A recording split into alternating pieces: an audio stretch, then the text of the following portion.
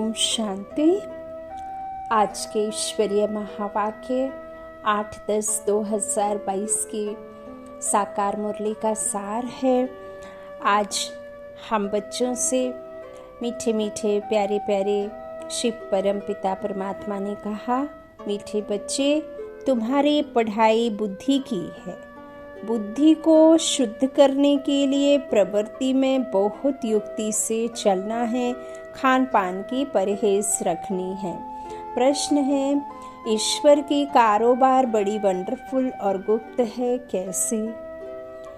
उत्तर है, हर एक के कर्मों का हिसाब किताब चुकतू करवाने की कारोबार बड़ी वंडरफुल और गुप्त है।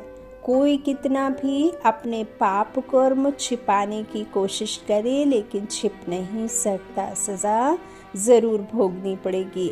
हर एक का खाता ऊपर में रहता है, इसलिए बाप कहते हैं, बाप का बनने के बाद कोई पाप होता है तो सच बताने से आधा माफ हो जाएगा। बाबा से कई मनुष्य आत्माएं, कई भाई बहन संकोचवश नहीं बताते हैं।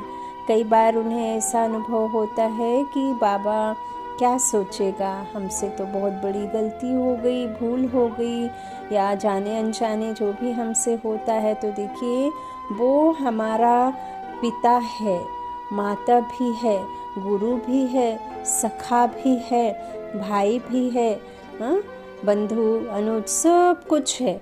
और जब हम अपना किया या अपना कोई मन में बोझ रहता है और जब हम अपने किसी के साथ बांट लेते हैं तो हमें बहुत हल्का लगता है। और एक वैद्य होता है, वकील होता है, डॉक्टर है ना, और ये पंडित कहते हैं ना, इन तीनों से अपने कहावत है कि हमें कुछ छुपाना नहीं चाहिए इन तीनों से।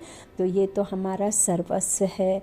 यदि हम अपने खुदा दोस्त से अपने मन का सारा हाल कह देंगे तो वो कभी भी आपको क्वेश्चन मार्क में नहीं बल्कि बिंदु में हमें उत्तर देता है, और आपका मन भी हल्का हो जाता है और आपके पाप भी कम हो जाते हैं, सज़ा कम हो जाती है ना। बाबा कहते हैं, सच बताने से क्या होगा, आधा माफ हो जाएगा। बाकी तो बाबा के साथ कहते हैं धर्मराज चलता ही है, वो तो बिना डायरी पेन के आपके कर्मों का हिसाब किताब लेता, लेकिन बाप जब साथ रहता है तो आपके पाप का बोझा सच बताने से माफ हो जाता है आधा। अच्छा, बाबा कहते हैं बताने से सजाएं कम हो जाएंगी, छुपाओ मत। कहा जाता है कख का चोर 100 लाख का चोर, छिपाने से धारणा हो नहीं सकती।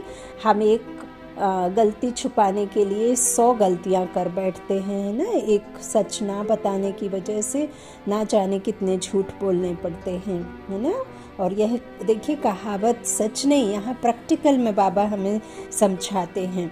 अच्छा, ओम शांति। सॉरी बाबा। किसकी याद में बैठे हो? बच्चे समझते हैं माता पिता बाप दादा अभी आएंगे, आकर हम बच्चों को अपना वर्षा देंगे। बाबा से हम फिर से 5000 वर्ष पहले मुआफिक स्वर्ग का वर्षा ले रहे हैं। यह तो हर एक के दिल में होगा ना। अभी इस नर्क रूपी भंभोर को आग लगने वाली है। तुम्हारा इस दुनिया वालों से कोई भी ताल्लुक नहीं है। कई इस बात से नाराज हो जाते हैं कि बाबा तो आए दिन सिर्फ और सिर्फ विनाश कहते हैं। तो बाबा ने कहा है कि बच्चे, मैं सिर्फ नहीं कहता हूँ, इतना बड़ा संसार में संत महात्मा हैं, जो भी ये बड़े बड़े पंडित हैं, ये सब भी कहते हैं कि महाप्रलय होगी। मैं तो भल सच कहता हूँ।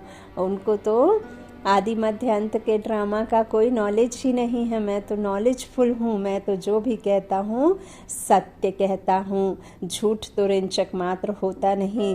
और जो सच है, यदि आप उसे धारण कर लेंगे, अपना लेंगे, अपने प्रैक्टिकल जीवन में उसे अप्लाई कर लेंगे, तो आपको आगे चल के मुश्किलों का सामना करने में आसानी होगी। बाबा कहते हैं, यह सब जो देख रहे हो उन सब से तुम्हारा कोई ताल्लुक नहीं है ना। तुम्हारे लिए ज्ञान भी गुप्त है तो वर्षा भी गुप्त है। लौकिक बाप का वर्षा तो प्रत्यक्ष होता है। बाप की यह जायदाद है, आंखों से देखते हैं, बाप को भी देखते हैं और वर्षे को भी देखते हैं। यहाँ बाबा शरीर रूपी पिता के वर्षे की प्रॉपर्टी की और पिता की बात कर रहे हैं, और बाबा तो बेहद का है, बाबा हमें हद का बता रहे हैं। तो अब हमारी आत्मा भी गुप्त है। इन आँखों से ना आत्मा को ना परमात्मा को देख सकते हैं। लौकिक संबंध में अपने शरीर को शरीर समझ इनको माना शरीर को भी इन आँखों से देखते हैं ना। तो और शरीर देने वाले बाप को भी देखते हैं, टीचर गुरु को भी देखते हैं। जब हम स्कूल जाते हैं तो टीचर को भी देखते हैं, गुरु को भी इन आँखों से देखते हैं, स्थूल नेत्रों से। यहाँ तो यह बाप टीचर गुरु सब है गुप्त, बच्चे जानते हैं। हम आत्माओं को अब ज्ञान का तीसरा नेत्र मिला है, जिसे ही दिव्य दृष्टि कहते हैं, समझ का तीसरा नेत्र। आगे तीसरा नेत्र नहीं था। आत्मा सोई पड़ी थी, अब आत्मा को जगाते हैं। बाबा आकर हमें त्रिनेत्री बनाते हैं और उस त्रिनेत्र से क्या देखते हैं? बाबा हमें जो भी ज्ञान देते हैं वो बुद्धि में धारण तो करते हैं, लेकिन हम उस तीसरे नेत्र से आदि मध्य अंत का पूरा ड्रामा जो भी होता है, जो ऐसा सतयुग त्रेता द्वापर सब का हम क्या करते हैं? दर्शन करते हैं। स्व का दर्शन, आत्मा का चक्र कैसे फिरता है वो हम इस दिव्य दृष्टि से देखते हैं। अब वहाँ तो हमें भल प्रालब्धि प्राप्ति होती है, लेकिन यह ज्ञान थोड़े ना रहता है। तो बाबा कहते हैं अभी क्या है? आत्मा सोई पड़ी थी, अब वापस बाबा ने हमें तीसरा नेत्र दिया है जो कि पहले नहीं था। अब आत्मा को जगाते हैं तो आत्मा भी गुप्त है। जैसे आत्मा आकर शरीर में प्रवेश करती है, वैसे शिव बाबा भी इस शरीर में आकर कि हमको फिर स्वर्ग का मालिक बना रहे हैं। अब कई भाई बहन मूंझते हैं, तो मूंझने की आवश्यकता नहीं है। हम लौकिक में यह तो जानते हैं ना कि माता के गर्भ में जब तक आत्मा उस शरीर में आ नहीं जाती है, जब तक है ना जीव में आत्मा नहीं आ जाती, तब तक चुरपुर नहीं होती ना, मूवमेंट कहाँ होती है गर्भ में, है ना। तो बाबा ने पहले भी कहा है कि जब आत्मा शरीर छोड़ती है तो डायरेक्ट माँ के गर्भ में एंटर कर देती है, अर्थात 5वें 6ठे महीने में, 4थे 5वें महीने में माँ के गर्भ में आत्मा जाती है और फिर वह मूवमेंट शुरू हो जाती है, जब तक कोई मूवमेंट नहीं रहती है। और एक बात पहले भी कई बार बताया, नए बच्चों के लिए है, जो नए बच्चे होते हैं उनके लिए बाबा बताते हैं डेली कई पॉइंट बाबा रिपीट भी करते हैं, क्योंकि बाबा के बच्चे रोज वृद्धि को प्राप्त हो रहे हैं ना, तो इसलिए बाबा बताते हैं। तो बाबा ने कहा जो हमारे 84 लाख योनि कह दिया है, तो 84 लाख तो होते नहीं हैं, पूरे धर्म कर्म जीव जंतु सारा जब आप इकट्ठा करेंगे तो 84 लाख कह सकते हैं, लेकिन 84 लाख योनियाँ नहीं होती हैं, बाबा कहते हैं। और मनुष्य कोई सांप बिच्छू बंदर का जन्म नहीं लेते हैं, कच्छमच्छ का जन्म नहीं लेते हैं, मनुष्यों का मनुष्य योनि में ही जन्म होता है। और जो भी संत महात्माओं ने महर्षियों ने कहा है वह सब बाबा कहते हैं। इसीलिए कहा जाता था क्योंकि उनको यह अंदाजा तो था, यह वो जानते थे कि ऐसा कलयुग आएगा जब पाप इतना बढ़ जाएगा कि आपने कभी इमेजिन भी नहीं किया होगा।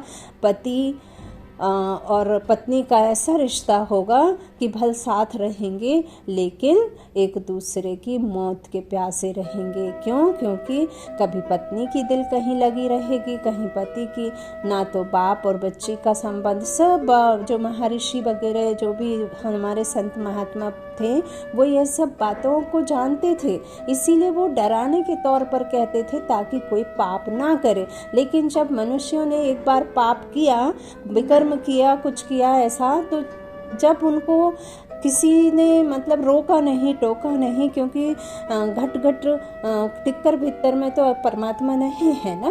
लेकिन उन्होंने डराने के उस पर कहा, जब मनुष्यों ने किया और जब उनको कोई नहीं रोका, कोई पनिशमेंट उनको उस समय नहीं मिली, तो उन्होंने पाप और करते ही गए। लेकिन बाबा यह भी कहते हैं कि फिर भी मनुष्य का जन्म मनुष्य में ही होता है, ये मनुष्य योनि में ही जाता है।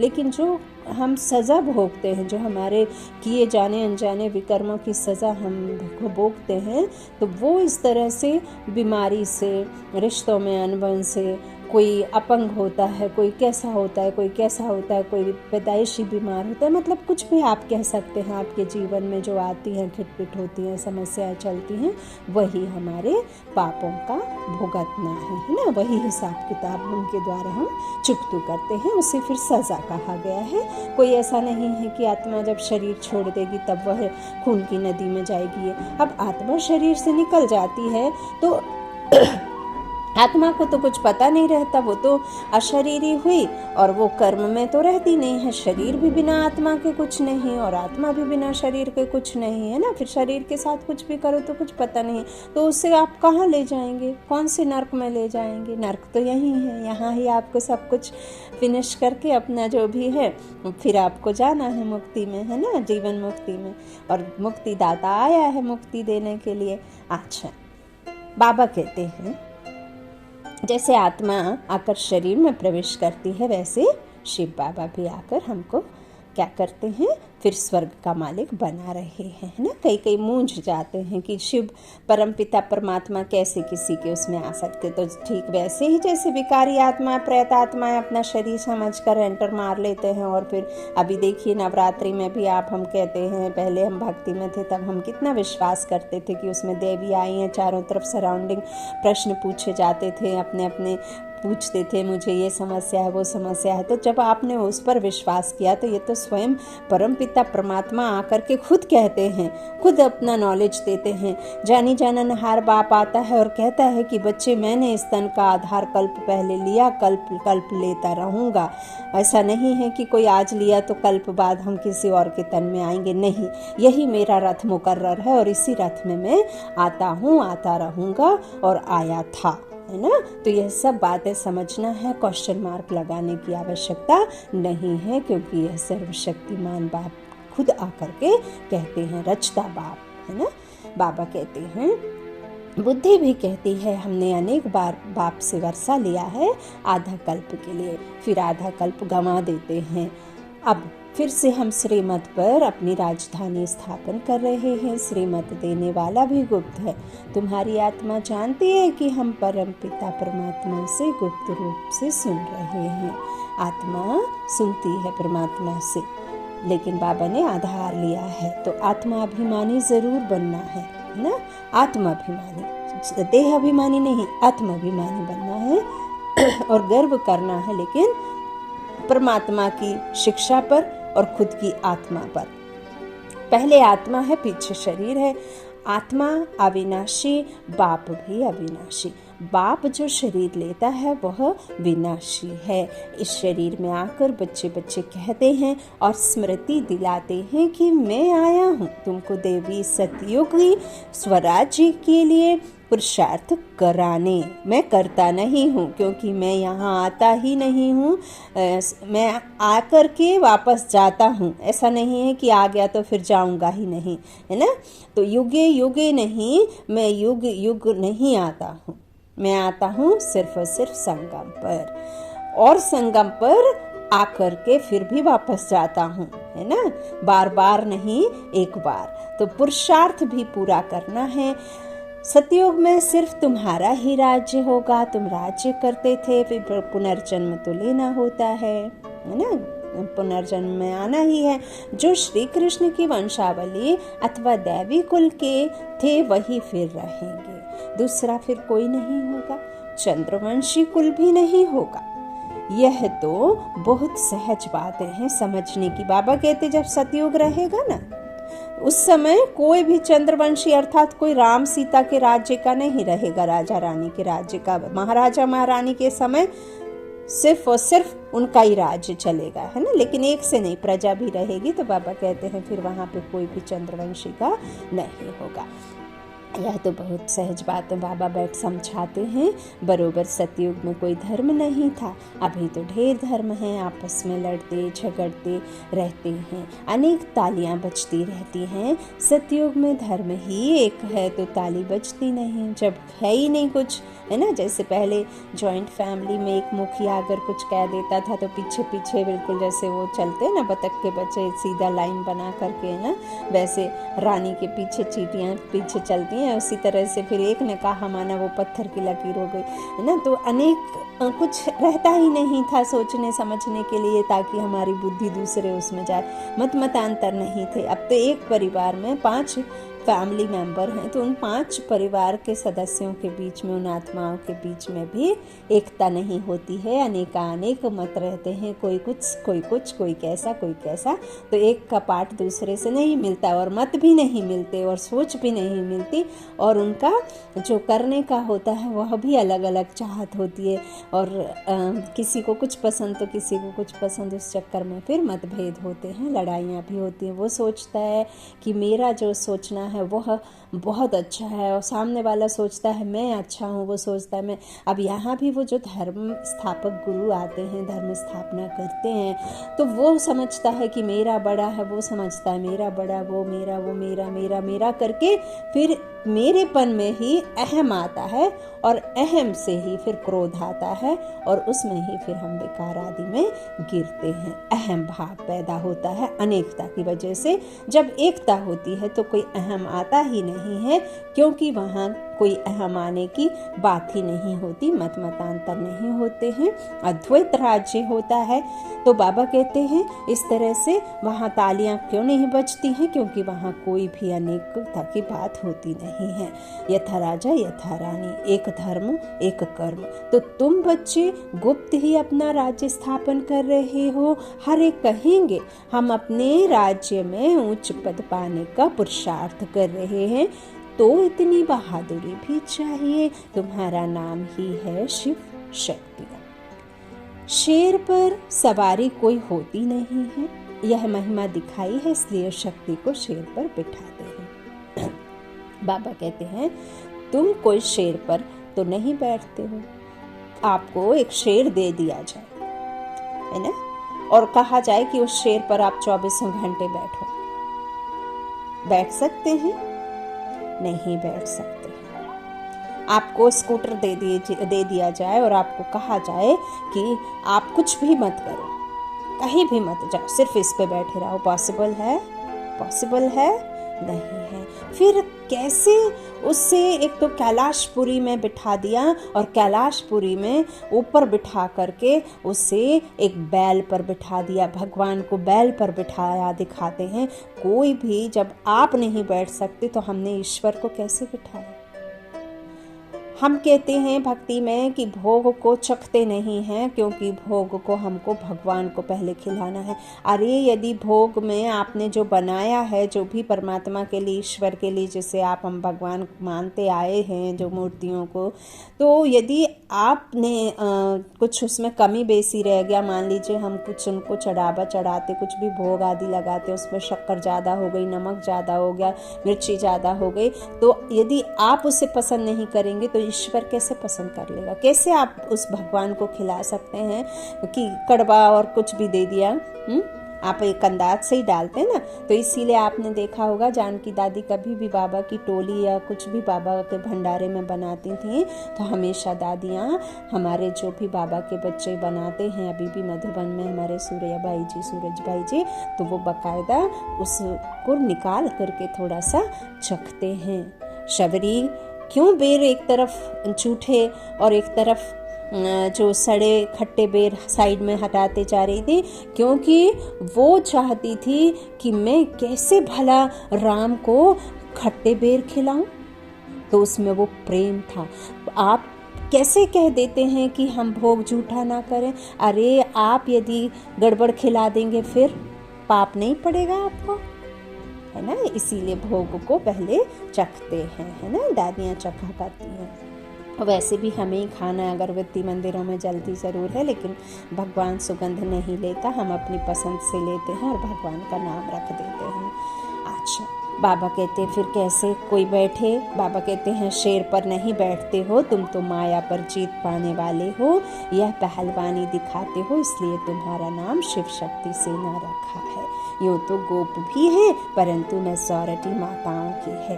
पवित्र बाबा ने कलश जो रखा है माताओं पर रखा है ना, तो अपवित्र प्रवृत्ति मार्ग से पवित्र प्रवृत्ति मार्ग में तुम ले जाते हो। माताओं को बाबा ने आगे रखा है। तुम जानते हो सतयुग विष्णुपुरी में हम बहुत सुखी थे, पवित्रता, सुख, शांति सब कुछ था। यहाँ तो कितना दुख है। घर में बच्चे कपूत होते हैं तो कितना तंग करते हैं, वहाँ तो सदैव हर्षित रहते हैं क्योंकि कोई कपूत बच्चा होता ही नहीं। तुम जानते हो बेहद का बाप फिर से बेहद का सुख देने आया है। बाप कहते हैं भल गृहस्थ व्यवहार में रहो, सिर्फ बुद्धि में यह धारणा करो, यह पढ़ाई बुद्धि की है, घर में रहते श्रीमत पर चलो। सुप्रीम सोल, सर्वशक्तिमान खुद कहते हैं कि बच्चे तुम भलगृहस्थ में रहो, है ना, लेकिन बुद्धि में यह धारण करते रहो, श्रीमत पर चलते रहो। खान पान से भी असर लग जाता है, इसलिए युक्ति से चलना है ना। हर एक का कर्म बंधन अपना है, कोई बांधेली है, कोई बंधन मुक्त है, कोई तो चतुराई से भू भू कर छुट्टी ले लेती है। युक्तियाँ तो बहुत समझाई हैं। बोलो बाप का फरमान है पवित्र बनो, मैं तुम्हें भक्ति का फल देने आया हूँ, तो जरूर भगवान की मत पर चलना पड़े, तभी बिगर सजा खाए हम मुक्ति, जीवन मुक्ति को पाएंगे। जन्म जन्मांतर का बोझा सिर पर है। जैसे बाप 1 सेकंड में मुक्ति, जीवन मुक्ति देते हैं, वैसे सजाएं भी 1 सेकंड में मिल जाती हैं, परंतु भोगना बहुत होती है ना। भोगना, यदि किसी मनुष्य आत्मा को, किसी को भी ऐसी कोई विकट बीमारी है जो जीते हैं, है ना, बिस्तर पे देखो साल 2 साल 3 साल भी पड़े होकर के सेवा भी करवाते हैं, धन भी खर्च होता है और उन्हें कष्ट भी कितना रहता है, तो सजाएं फिर इस तरह से भोगते हैं। और फिर वो इतना कष्ट में आत्मा रहती है, शरीर के द्वारा कष्ट आत्मा को ही होता है ना, तो शरीर को कष्ट तो नहीं होता है, आत्मा भोगती है, तो फिर वो बार बार यह भी कहती है कि इससे अच्छा तो भगवान मुझे उठा लेता है। लेकिन भगवान कैसे उठाए, क्योंकि भगवान ने तो पाप किए नहीं हैं, है ना। वो तो आपको एक रास्ता दिखा रहे हैं कि आपको कैसे पापों को काटना है, कैसे सजाओं को कम करना है, कैसे आपको माफ़ी मिलेगी। तो बाबा कहते हैं मैं तो कोई इधर आया नहीं हूँ कि मैं कष्ट दूँ तो मैं कष्ट भोगूँ, है ना। मैं तो तुम्हें सिर्फ सुखी बना करके गया था, रावण ने तुम्हें दुखी बनाया है, मैं तो उसमें शामिल हूँ नहीं। फिर भी बाप कितना निरहंकारी है, निष्कामी है और हमारा ओबीडिएंट सर्वेंट बनकर आया है। बाबा कहते हैं, ईश्वर कहते हैं बच्चे मैं तुम्हारा नौकर हूँ। तो देखिए बाबा कहते हैं जो सजाएं हैं वो मैं नहीं देता हूँ, तुम्हारे जो हैं तुमको ही खानी है। वो आत्मा कितना भी कष्ट में हो, लेकिन जब तक उसकी सजाएं पूरी नहीं होती हैं वो बिस्तर पकड़ती है और मनुष्य आत्माओं से जो सेवा कराती है तो वो भी उसका ही कनेक्शन उसके साथ रहता है, जिसका हिसाब सामने वाली आत्मा को सेवा के द्वारा देना होता है। तो इस तरह से बाबा कहते हैं सेकंड में भल सजाएं मिलती हैं और मुक्ति भी मिलती है, परंतु भोगना बहुत होती है। जैसे काशी कलबट खाते हैं तो वह थोड़े समय में बहुत सजाएं खाते, परंतु हिसाब किताब चुकतू हो जाता है। तुमको तो बिगर सजा खाए हिसाब किताब चुकतू करना है योग बल से, इसलिए ऐसा पुरुषार्थ करना चाहिए जो सजा ना खानी पड़े। बाबा को याद करना अच्छा है, विनाश भी सामने खड़ा है। विनाश काले पांडवों की प्रीत बुद्धि बाप ने सम्मुख आकर प्रीत रखवाई है। प्रैक्टिकल में बाबा के साथ में हमारा संबंध है, पिता और बच्चे का संबंध है। जब आप उस परमात्मा के साथ में अपना यथार्थ संबंध जोड़ लेंगे और आप समझ में आ जाएगा आपको कि उसका हमारे साथ में क्या संबंध है, तो आप स्वतः ही उसकी याद में टिके रहेंगे। बाकी औरों से प्रीत रख क्या करेंगे, वो क्या देंगे? अरे दाता तो एक है, आप जिससे मान सम्मान मांगते हैं वो तो मान सम्मान आपको दे ही नहीं सकते, क्योंकि तो वो तो खुद दाता के रहमो करम पर है। तो बाबा कहते हैं इस तरह से प्रीत रख कर क्या करेंगे, वह सब खलास हो जाने हैं। एक बाप को याद करने करने का हट्टी पुरुषार्थ करना है। बाहर से करके मित्र संबंधियों से खुश खैराफत पूछी जाती है, परंतु दिल एक बाप से जिस्मानी आशिक माशूक घर में रहते एक दो को याद करते हैं, तुम आशिक बने हो शिव बाबा के, वह तुम्हारे सम्मुख है, वह तुमको याद करते, तुम उनको याद करते। शिव बाबा शरीर में आकर आत्माओं की सगाई स्वयं से कराते हैं। इसको कहा जाता है आत्माओं का परमपिता परमात्मा के साथ कल्याणकारी मेला। तुम ज्ञान गंगाएं हो, ज्ञान सागर बाप एक है। बाप को याद करने से विकर्म विनाश होंगे। बाप और कोई तकलीफ नहीं देते, सिर्फ पवित्र रहना है। काम महाशत्रु है, इन पर जीत पाने से तुम श्री कृष्णपुरी के मालिक बनेंगे। बाप का फरमान है, बाप का क्या है? फरमान है, पवित्र बनो तो 21 जन्म की राजाई पाएंगे। पतित बनने से तो बर्तन मांझ कर रहना अच्छा है, परंतु देह अभिमान ना टूटने के कारण वर्षे को भी गंवा देते हैं। देखो बाप कितना बड़ा है, पतित दुनिया पतित शरीर में आया है। दूर देश का रहने वाला दूसरे राज्य में, पराये राज्य में आकर के, पतित दुनिया में आकर के पतित शरीर में पावन पिता आता है। आप सोचिए बाबा ने कितना हम बच्चों के लिए किया है। शिव बाबा को सोमनाथ के मंदिर में पूज रहे हैं, वही बाबा इस समय देखो कितना साधारण बैठे हैं। अब परमात्मा खुद शिक्षा दे रहे हैं, इस पर भी नहीं चलेंगे तो पद को लकीर लगा देंगे। बाबा कहते हैं बच्चे पवित्र बनो। अभी सब भ्रष्टाचारी हैं, श्रेष्ठाचारी उनको कहा जाता है जो पवित्र रहते हैं। गवर्नमेंट ने सन्यासियों का झुंड बनाया है कि तुम सबको श्रेष्ठाचारी बनाओ, परंतु श्रेष्ठाचारी तो होते ही सतयुग में है, यहाँ कोई हो ना सके। पवित्र ही श्रेष्ठ कहे जाते हैं। सन्यासी पवित्र है, परंतु फिर भी अपवित्र से जन्म लेते हैं, क्योंकि है ही माया का राज्य। तो योग बल से तो कोई होगा नहीं, कोई योग बल से जन्म तो लेते नहीं है। बाप बच्चों को समझाते हैं दिल हमेशा साफ रहनी चाहिए, जरा भी अहंकार ना रहे। अहंकार मन मैं से होता है, मैं से मन मैला होता है ना, तो बिल्कुल गरीब बन जाना अच्छा है। बाप है गरीब निवास, वाह गरीबी वाह, गरीबों को साहूकार बनाना है। बाप कहते हैं भारत को गरीब से साहूकार बनाता हूँ। भारतवासी ही बनेंगे और बनेंगे वह जो श्रीमत पर चलेंगे, वही स्वर्ग के मालिक बन सकेंगे। बाप सहज राजयोग सिखलाते ही हैं श्री कृष्ण पुरी अथवा स्वर्ग का मालिक बनने के लिए। बाप का फरमान है पवित्र बनो, और कोई मनुष्य को हम गुरु नहीं मानते। जास्ती खिटपिट होती है पवित्रता पर, किसको मार मिलेगी, घर से निकाल देंगे। माताएं कितना कष्ट सह रही हैं ना, बाबा से इतनी प्रीत इतनी कि वो मार भी खाती हैं। तो माताओं को कितना सहन करना पड़ता है, लेकिन देखो उतना सहन करने के बदले आपको 21 जन्मों के लिए सुख मिलेगा। आप नग्न होने से बच जाएंगी। आप ऐसे बाबा ने हमें दिया है, इतना दिया है। बाबा इतना प्यार करते हैं, और बाबा कहते हैं मार नहीं खाएंगे, गरीबी नहीं होगी, दुख नहीं होगा, तो फिर मुझे याद भी तो नहीं करेंगे। तो जो भी कारण है हमारे जीवन में, चाहे दुख आया, चाहे गरीबी आई, चाहे कुछ भी आपके साथ में कहना चाहिए विकारों की बात है या जो भी है, तो देखिए आप उन सब के कारण ही उस ईश्वर से जुड़े हैं। इसीलिए आपको उन मुश्किलों को, उन परेशानियों को भी अच्छा देखना है। अगर वो नहीं होते तो आप उससे नहीं जुड़ते, है ना। अच्छा, बाबा कहते हैं कितना खिटपिट होती है ना पवित्रता को लेकर के। बाबा कहते हैं किसको मार मिलेगी, घर से निकाल देंगे तो क्या करेंगी। बाप उनको शरण देते हैं। हमारी जानकी दादी की भी आप पढ़िएगा, उनकी भी ऐसी ही कहानी है ना। भाग गई थी तो फिर बाबा के पास चली गई, तो परंतु ऐसे भी नहीं कि बाबा पास आकर फिर संबंधी याद पड़े और नुकसान करते रहे, है ना। ऐसा नहीं कि बाबा के पास चले गए और फिर संबंधी आदि याद करते रहे, शरीर में रहे और शरीर के रिश्तों को याद करते रहो। चले गए माना फिर सिर्फ और सिर्फ उसको ही याद करना है, फिर दोनों जहानों से निकल जाते हैं।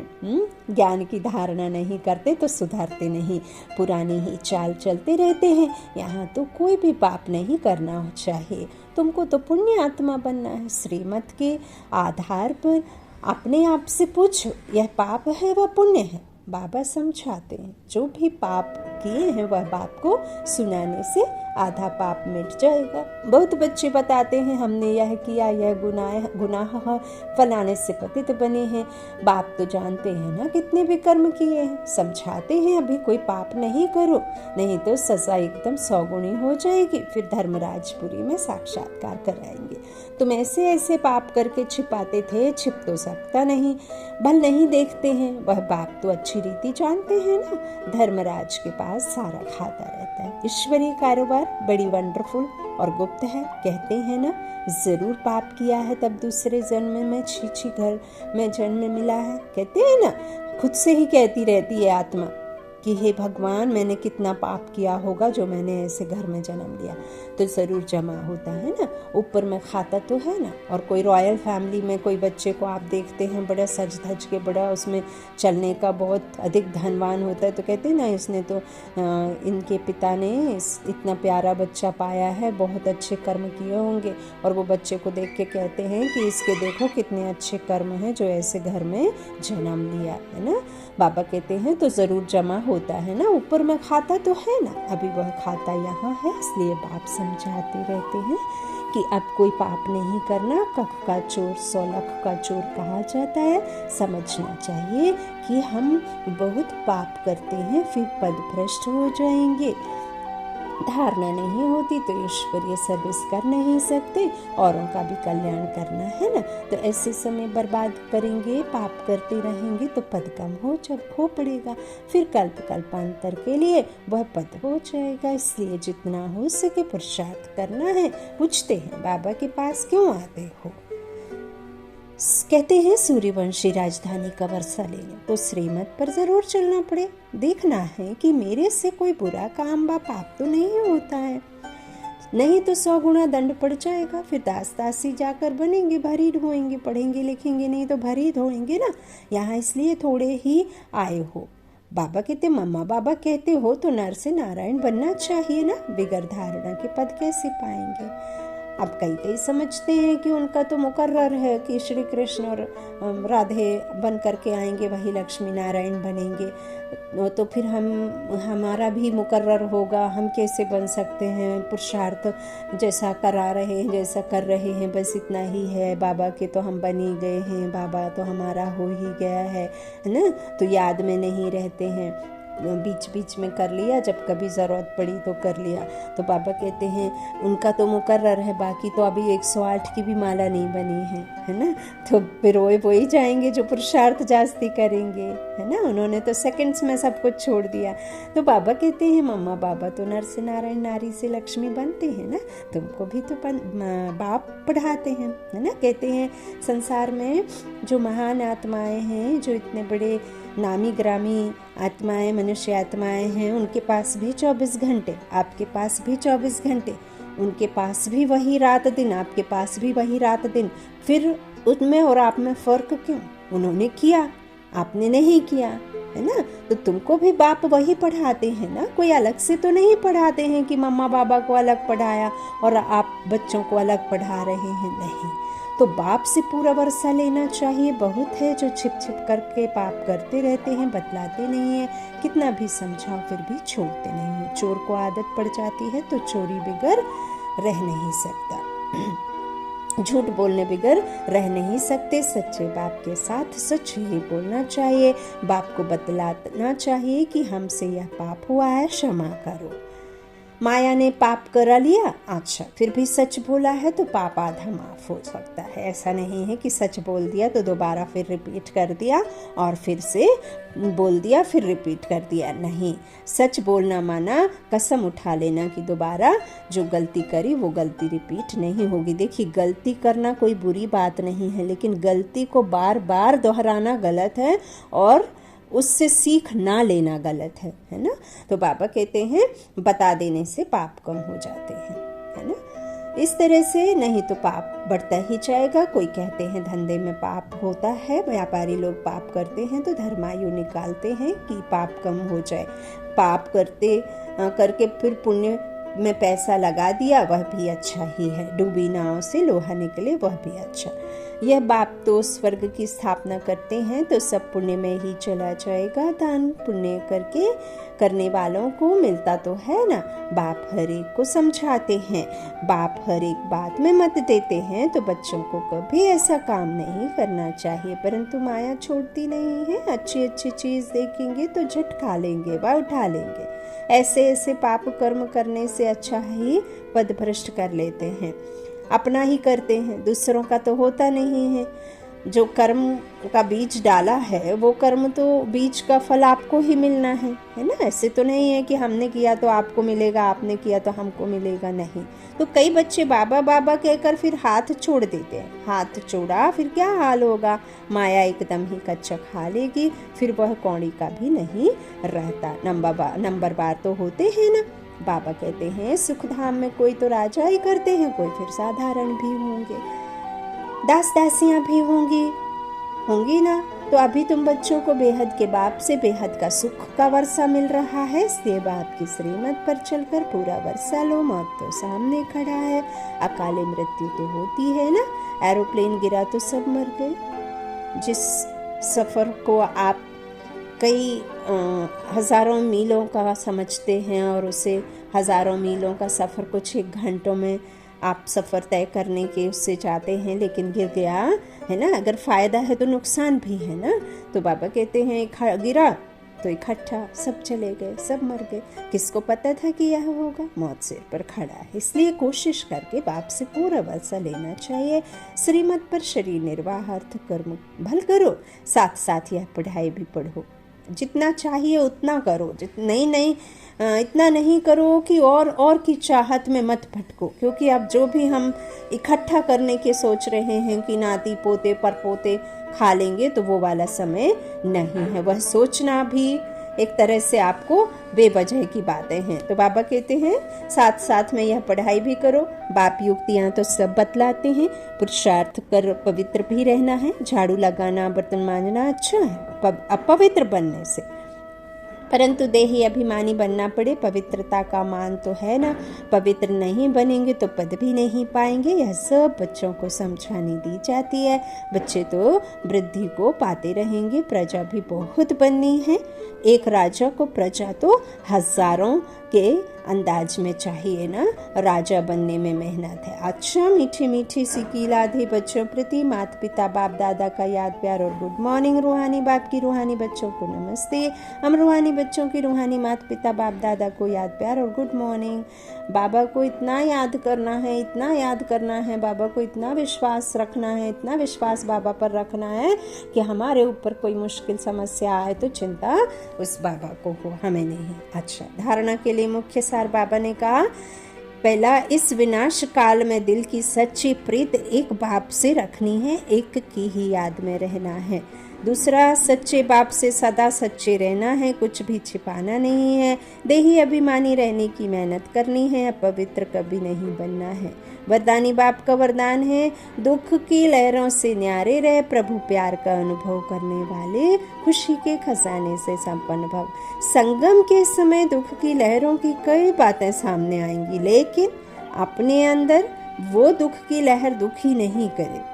जैसे गर्मी की मौसम में गर्मी होगी, लेकिन स्वयं को बचाना अपने ऊपर है, तो दुख की बातें सुनते हुए भी दिल पर उसका प्रभाव ना पड़े। जब ऐसे दुख की लहरों से न्यारे बनो, तब प्रभु का प्यारा बनेंगे। जो ऐसे न्यारे और परमात्मा प्यारे हैं, वही खुशियों के खजाने से संपन्न रहते हैं। स्लोगन, त्रिकालदर्शी व त्रिनेत्री वह है जो माया के बहु रूपों को सहज ही पहचान ले। त्रिकालदर्शी व त्रिनेत्री वह है जो माया के बहु रूपों को सहज ही पहचान ले, है ना। बाबा ने तो आपको सब कुछ बताया है, तो माया क्या है सब कुछ बाबा ने बहुत महीनता से समझाया है।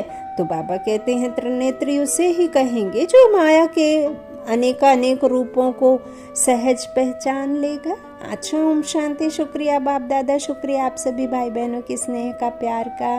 ज़रूर बाबा की मुरली सुनते रहिए, इसमें स्व कल्याण है। अच्छा, ओम शांति, गुड नाइट।